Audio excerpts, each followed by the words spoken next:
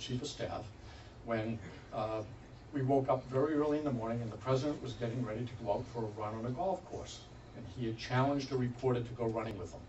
And one thing about all of the Bushes, and I'm friendly with the first President Bush and the second President Bush and Jeb Bush and George P. Bush and the whole Bush clan, they're all very competitive. They don't even let their grandkids win at checkers. They're very competitive. And President George W. Bush had invited a reporter to go for a run with him on the golf course that morning. And then he found out that he probably shouldn't have invited the reporter because the reporter had been an All-American NCAA cross-country runner. So he was a little nervous about this run on the golf course. But I went in to see him, and he was putting on his running clothes, getting ready to go out on the golf course.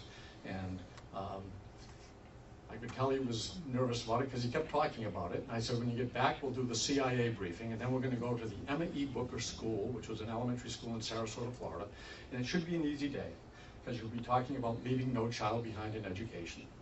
And he went out for the run, and I did some work, and then I came back, and he came back from the run. He felt terrific because he beat the guy.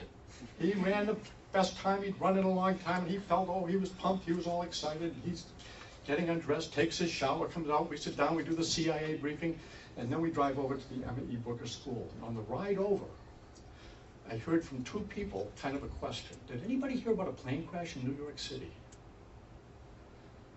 And then we arrived at the school, and the school had a room that had been turned into a White House command center.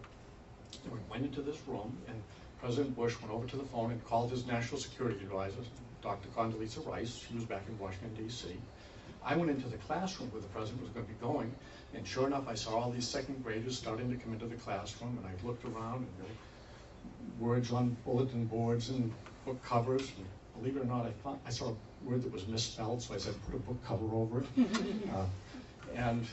Then I went back in to be with the president in the holding room when the person who was serving as the acting national security advisor on the trip, the director of the White House Situation Room, a Navy captain by the name of Deb Lauer, came up to the president, to the principal of the school, and to me, and said, "Sir," addressing the president, "it appears a small twin-engine prop plane crashed into one of the towers of the World Trade Center in New York City." And we thought it was a horrible accident. The pilot must have had a heart attack or something. And then the principal opened the door to the classroom and led the president into the classroom.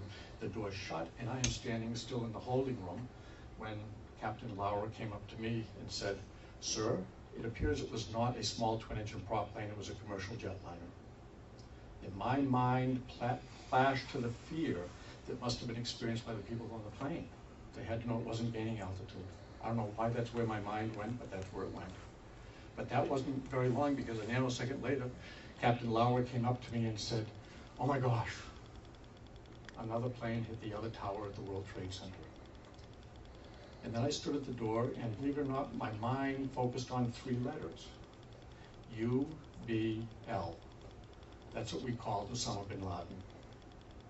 I knew about the attacks on the World Trade Center in 1992, and I knew that the Al-Qaeda network wanted to do bad things to us. And that's where my mind went. The next thing I did was I performed a test that chiefs of staff have to perform all the time. Does the president need to know? Usually it's a tough test. This was an easy test, and yes, the president needed to know. I made a decision to go in and tell him, but I didn't want to do anything to invite a question from him or have him start a dialogue with me, because I knew he was sitting in front of these students and sitting in front of a press corps.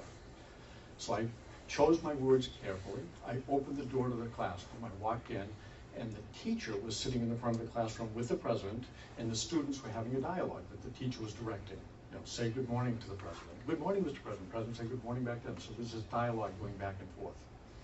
I let that dialogue finish, but Ann Compton, who was a reporter for ABC News, was with the press corps, and she spotted me. It was unusual for me to come into the room after the president had gone in. And she said,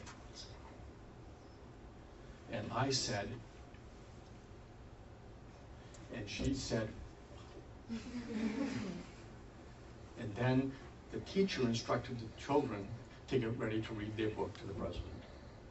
And that's when I walked up to the president, and I leaned over and I whispered into his right ear, and I said, "A second plane hit the second tower."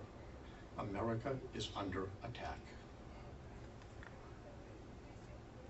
I then stood back from the president so that he couldn't ask me a question. I could see his head was nodding up and down. And then I went back to the door of the classroom and I stood there for a second. And my left vision, I saw the Secretary of Education, Rod Page, and the principal of the school. In my right peripheral vision, I saw the press secretary, the President Ari Fleischer, huddled with reporters. And then right in front of me, I focused on very, very innocent second graders. And a president who was kind of still nodding his head. I was very pleased with how he responded to my statement, because he did nothing that introduced fear to those very young students. He also didn't demonstrate fear to the media that would have translated it to the satisfaction of the terrorists all around the world. I was also pleased that he stayed there so I could do my job. I should tell you that a chief of staff really doesn't have a job. They have a commitment.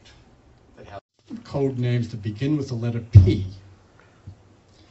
And the chief of staff before me, his Secret Service code name, this was President Clinton's chief of staff, was Potomac, as in Potomac River. And so they came to me, they kept calling me Potomac, and I kept saying, oh, the last thing I am is Potomac. But anyway, I was very honored. They gave me my Secret Service code name was Patriot. And so I was very honored to be Patriot. And it was kind of fun.